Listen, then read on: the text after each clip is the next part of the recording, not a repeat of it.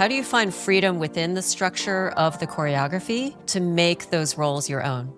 I get my hands on any literature that I can about roles, about ballets. I love to carve out time to just kind of ask questions, to have conversations with my partner about what's being said in each moment rather than just rehearsing the phrases over and over again physically. What I have also found is I can do all the research in the world. I can have all of these ideas. And then sometimes you do a run through, and that's really the only way you can learn who this person is. A lot of dancers have an idea of what they want to do with something, but they forget that they also have to respond to what's happening around them. So it takes a lot of listening as well, allowing there to be space for spontaneity so that your partner can also surprise you. A ballet like Crime and Punishment was so interesting because it was almost feeling a bit like structured improv. There were phrases, there were very clear steps, but Helen was intention first entirely.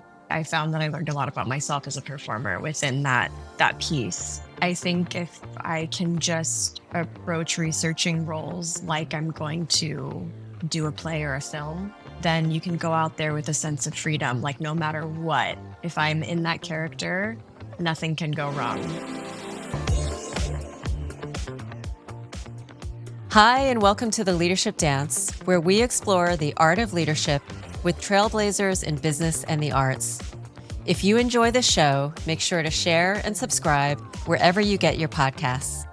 I'm Alissa Lynch, and I'm honored today to host one of my favorite ballerinas ever, Cassandra Trenary. Cassandra is a principal dancer with American Ballet Theatre, known for her versatility and emotional depth in both classical and contemporary roles. She's danced iconic parts like Juliet, Giselle, and Princess Aurora, and most recently created the role of Raskolnikov in Helen Pickett's Crime and Punishment. A Georgia native, she trained at ABT's Jacqueline Kennedy Onassis School and joined the main company in 2011, becoming a principal dancer in 2020. Cassandra has originated roles in works by Alexei Radmansky, Twyla Tharp, and Wayne McGregor, and starred in Christopher Wheeldon's Like Water for Chocolate. Beyond ABT, she's performed internationally, produced independent dance films, and recently debuted a photography exhibit capturing backstage life. Cassandra's next chapter will take her to Europe, where she will join the Vienna State Ballet. Her honors include a Princess Grace Award and the final Annenberg Fellowship for Dance. Welcome to the podcast, Cassandra. Thank you, Alissa. That was such a generous intro. I so appreciate it. Thank you. I want to start by asking, what did you dream of becoming when you were younger? Can you take us back to your earliest memories of dance growing up in Georgia?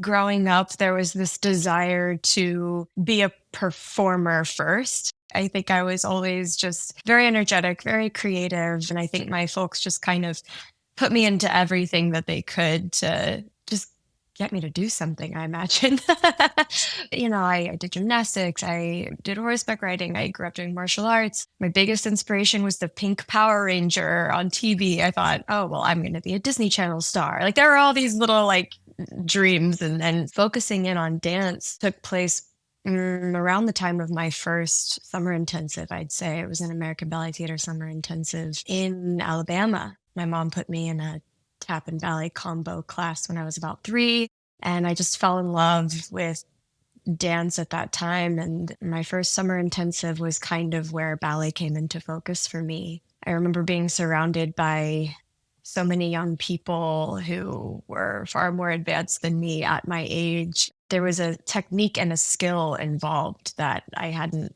quite experienced that I was really drawn to. And I think it was also a moment that I recognized I had the facility and I had a love for it. I was introduced to the idea that it could even be a profession. I was sold, I think, from that chunk of time forward on dance. Your rise through the ranks at American Ballet Theatre to become principal dancer has been pretty remarkable. Can you tell us, what was that journey like for you, both emotionally, physically? What did it take to get there? It was very quick. It's like quite a remarkable story of being at the right place at the right time. So the story goes from that Alabama summer intensive. One of our current directors of rep, Nancy Rasha, she was the president of the summer intensive at the time. She saw me in Alabama. She said, we have to get this girl a scholarship to get her to New York. So the following summer, I went to New York for 6 weeks. I did the summer intensive and they just kept inviting me back. A few years later, I was invited to join the school. At the time, we were not in a place as a family to make that move. So we requested to take a year to prepare. We all moved to New York, the border collie, my little brother, my parents. I was in the school from 2009 to January of 2011, and that's kind of where things took off for me. It started with a group of dancers from ABT2, ABT's the studio company, being brought into the company. However, studio company had a tour in the books, a European tour for about 6 weeks. So they plucked a few of us from the school to go on that tour with them. And it was so special. So here we were thinking we just hope to get a job in the near future. And they brought us on this tour. It was very special. It was 6 weeks in Europe. Like we were just pinching ourselves. It was such an amazing adventure and a little taste of what company life maybe would be like. And when I returned from that tour, we were, as planned, going to finish out the year in the school and see where life takes us. We were all encouraged to audition or potentially get into studio company permanently. However, what ended up happening for me was there was a young woman in the main company at the time, my height, who had torn her ACL. And Kevin McKenzie, the artistic director of ABT at the time, had seen me in a rehearsal for studio company potentially, and they offered me an apprenticeship. So January, I was in the JKO school, and by spring, I was an apprentice with American Ballet Theater. Could not believe it. The promise was, well, you'll do the apprenticeship and then you will go ahead and join ABT's studio company. And I was like, this is amazing. Yes, done. By the time our season came to a close, they never really circled back on it. My apprenticeship ran out. I got my corps de ballet contract. There was a choreographer saw me in class and wanted to give me a principal role in the fall season in his new ballet. It's kind of this bizarre and wonderful, the stars just aligned and people saw me and I just kind of continued from there. Were there times where you questioned whether you belonged and whether you could make it either just as a professional dancer or make it to principal? Like, how did you push through? When I first joined ABT, I sustained a couple of injuries that really slowed me down. It was really painful. I had a stress fracture in my metatarsal, and then recovering from that, discovered I had a bulge in my cervical spine that was pressing on some nerves. The whole left side of my body had stopped functioning, and I was in so much pain. And during that time, I started doing some acting. It was so special and it was an amazing experience, honestly, and kind of lit that fire in me to consider that as an outlet, but also discovered there were tools there that could help me approach these ballets should I ever return to ballet. And luckily I did. I got healthy. It took probably about a year and some change to feel normal again. But there was something about letting go of the pursuit of like, I have to be the best at this and I have to be a soloist and I have to be a principal.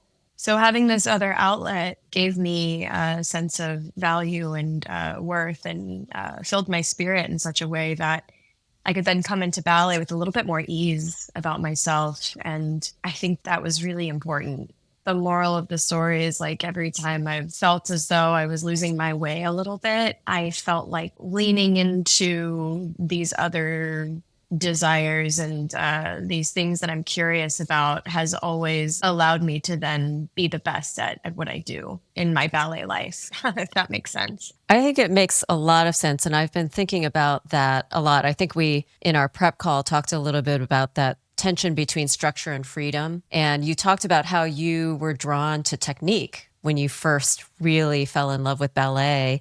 But technique can only get you so far. Becoming the best technician doesn't make you the best artist necessarily. And it sounds like where you draw inspiration to kind of stretch yourself is outside of ballet. is in these other creative pursuits. But I think you bring it back for sure into your dancing because you are really known for your emotion as well as your technical artistry, but you're a very full dancer. You're not just the perfect ballerina. So I think it makes a lot of sense, everything that you just said. Thank you so much. That's really meaningful. I appreciate it. Can you talk about how you prepare for roles, whether it's Giselle or Crime and Punishment, which are very different roles? How do you find freedom within the structure of the choreography to make those roles your own? It's such a combination of like looking inward, pulling from personal experience, having an amazing team of people that can help you accomplish what you want to do with something as well, like coaches. I have an acting teacher. I get my hands on any literature that I can about roles, about ballets. I love to carve out time to just kind of ask questions, to have conversations with my partner about what's being said in each moment rather than just rehearsing the phrases over and over again physically. I think that's incredibly important. What's the truth of this moment with the person that I am in this ballet? What time period are we in? What I have also found is I can do all the research in the world. I can have all of these ideas.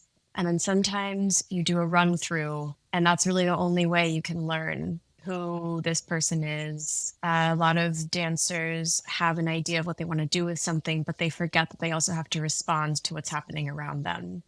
So it takes a lot of listening as well, allowing there to be space for spontaneity so that your partner can also surprise you. A ballet like Crime and Punishment was so interesting because it was almost feeling a bit like structured improv. There were phrases, there were very clear steps, but Helen was intention first entirely. So it was almost as though we were approaching the whole thing like a play. Really an amazing experience on stage, actually. I found that I learned a lot about myself as a performer within that piece. I think if I can just approach researching roles like I'm going to do a play or a film, then you can go out there with a sense of freedom. Like no matter what, if I'm in that character, nothing can go wrong. That amount of preparation and sort of the multidisciplinary approach you take allows you then to really embody those roles. But I'm curious, there's this concept of flow. On stage, are you still thinking a lot, or are you able to let go and just let everything converge and come together? If the preparation has been done the way I'd hoped, I can get in that state of flow. It just feels like you are along for the ride and it's just moment to moment. There's no thinking about what if or the future. And then there's no past. It's just, yeah, you're in that state of flow. However, there are times where you can't allow yourself the luxury of letting go too much because perhaps the ballet was just finished like an hour before it's time to get on stage. And so you really have to lock in and you really have to focus, and you can pick your moments to be very methodical. Otherwise it can just get a bit sloppy. And you still have to remain within a structure. And that's where great directors and choreographers come in. It's a team effort. So you've also performed in many contemporary works by choreographers, including Twyla Tharp, Sir Wayne McGregor, Melissa Fenley, which is amazing. Do you approach these works differently than the classical repertoire? And what do you find creatively fulfilling about stepping into such different languages? Well, working with any contemporary choreographers, they're here with us today. Like they're in front of me and they can give me every single little thought and intention that went into the creation of all of the phrases, all of the ballets, and then also give me permission to make it my own. I think often with the classics, we're just left to do our best to find the sources. What was the original intention of the choreographer? What time period were we in? What was happening in the world at that time that it was being created? There's all these context clues to try to get to the source, but what a gift that these legends are right in front of me. Every choreographer that I've worked with has just unlocked something different within me. It has humbled me, has allowed me to feel like a beginner at dancing again, made me check my ego at the door and just be comfortable in being uncomfortable. I think that there's immense value in that. And someone like Wayne, Melissa, Twyla, they've even created a whole movement vocabulary that's unique to them. So I always leave the room feeling like I've grown immensely. Do you sense a difference between female and male choreographers? I mean, inherently, yes, for sure. There's just an unspoken understanding. Not that anybody's made me feel unsafe necessarily, but I just feel safe. I feel safe. I just know that when I speak, I'm heard. Again, I don't think it's necessarily intentional. I think it's just something woman to woman. So, Cassandra, you clearly have a passion for fashion, filmmaking, and photography. How do these interests feed your work as a performer? I know you talked about going to more creative spaces and coming back to dance. Can you talk more about that? Leaning into these other things really just feels free to me. You know, photography has really become such an important outlet in my life. I haven't gotten to a place where I feel like I have to be perfect at those things. So it's a break. It's a little break from that pursuit of perfection. If I can just allow myself to be comfortable with that idea, I can just do it without getting in my own way. That's so freeing and it's fun. And it allows me to approach these things with a sense of curiosity and play. What we do, yes, is our passion. And it also is a way of expressing ourselves. And it's also our job. So I really need those other outlets to continue to fuel me and inspire me. And so I'm curious to see where they're all going to like meet one day. So that's been kind of fun to dream about a little bit. Well, speaking of dreams, you just had an amazing exhibition, Embodied, at Privy Gallery in New York City, which I was privileged to see. And thank you so much for the personal tour for me and my friends. I'm also thrilled to now own one of your photographs, so I'll be picking that up soon. Thank you so much for being there and for the support. And that was so meaningful. I have been secretly dreaming of sharing my images for quite some time and never really believed that the work was strong enough, where I felt like it's so private. It's just for us. I'm not doing it for any other reason other than to just have something to do when I'm off and I feel inspired to do. It's like, again, it's my another way of expressing myself in like a little therapeutic outlet. I think a lot of it had to do with the decision to leave New York and leave ABT. Suddenly it lit a fire in me and I thought, well, what's a dream that I haven't accomplished in New York? And that was the first thing that came to mind.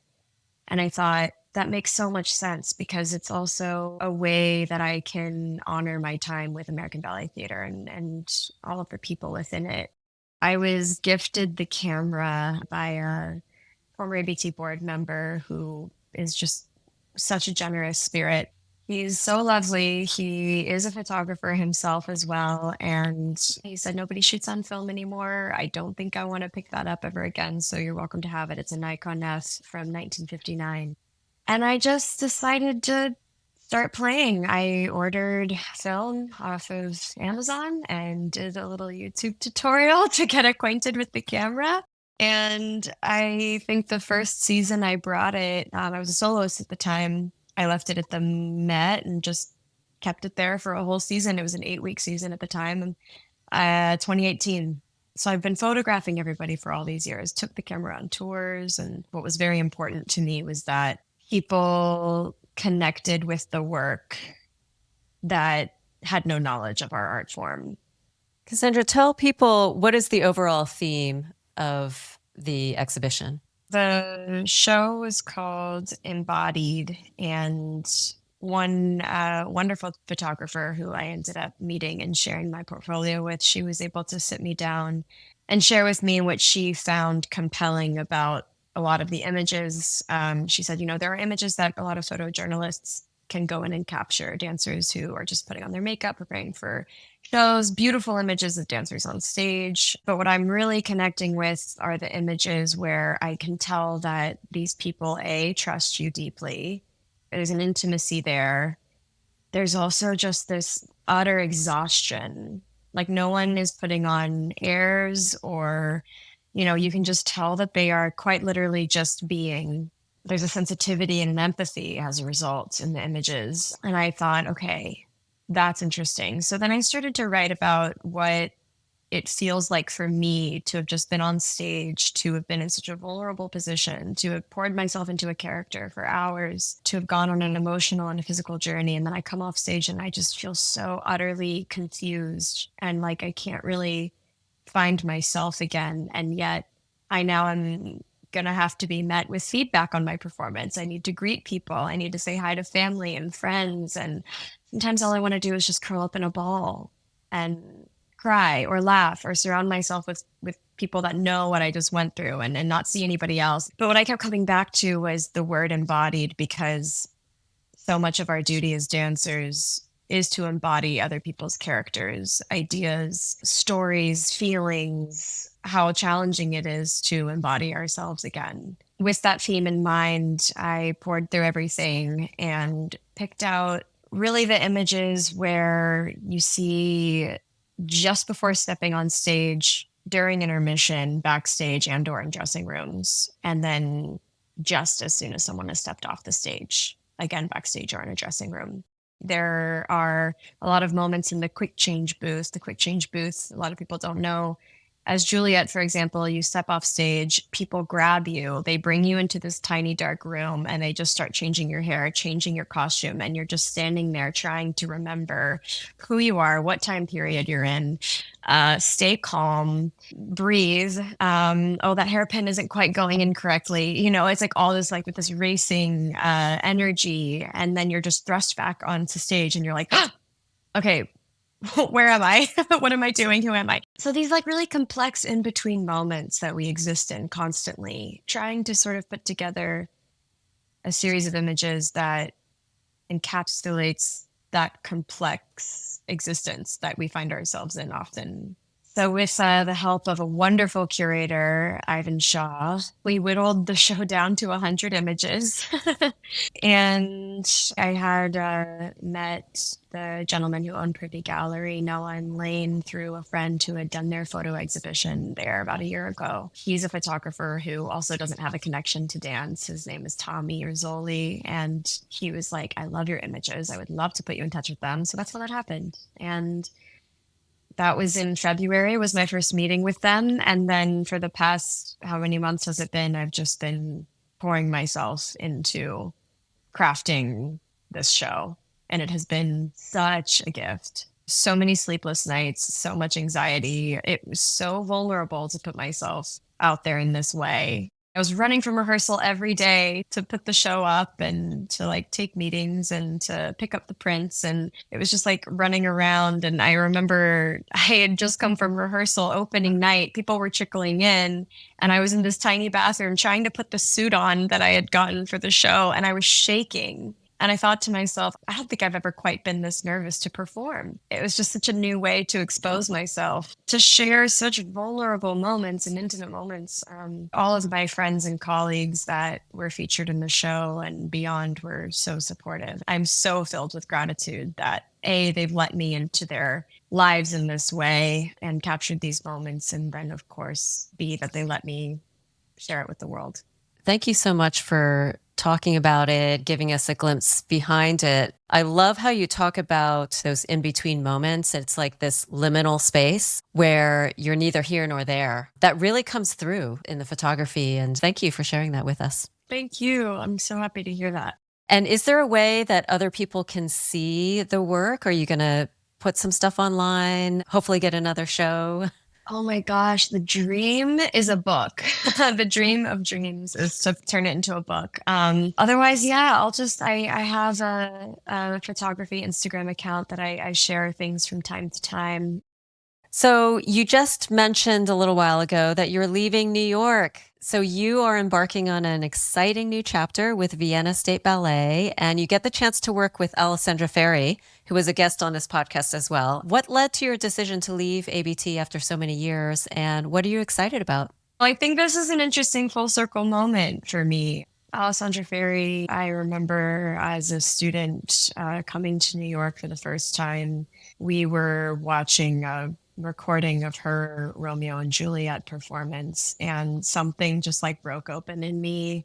I, for the first time, kind of connected to classical ballet in an emotional way. And I felt like I was watching a movie in the choreography and the design, and of course, her approach to the role of Juliet. And it just kind of solidified, I think, ballet, but also ABT for me. And from there on, it was just, we must move forward. I've been curious about what life would be like in Europe for quite some time. I'd say even before we came back from COVID, potentially because I was in a season of life where I didn't know if we would come back to work at ABT at that time. I had sort of allowed myself to be comfortable with the idea of reaching beyond ABT and experiencing life in another place. And I kept thinking, like, oh, I wonder what that opportunity is going to be. It's always kind of just existed in the back of my mind. And I feel like I was just kind of waiting for the right moment. Unfortunately, I got injured last season and missed out on some really important performances. And that kind of gave me some time to just rest and sit and reflect on what I want the rest of my career to look like. And now, having entered my 30s, the clock is ticking. I am young, but unfortunately for this profession, realistically, you just don't have as much time as I did when I was 17 joining ABT. I needed to try something new. It just something clicked in me. And it was really difficult to listen to that because I love ABT so much. I love New York so much. I love my community here. But I think there's just a point where I felt in my gut, you've done so much here, and let's just try something new. Unfortunately, there aren't too many performance opportunities within ABT. So if I miss a season, I miss 3 performances out of maybe I had 6 performances that whole year. And then I didn't know when that ballet was going to come back.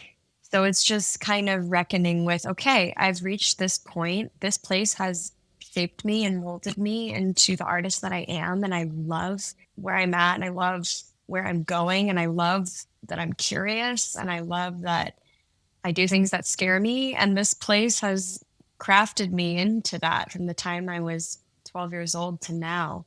And I just kind of felt like it will always be here. And the time is now to maybe go on an adventure. And Alessandra happened to be in New York performing Wolfworks with us.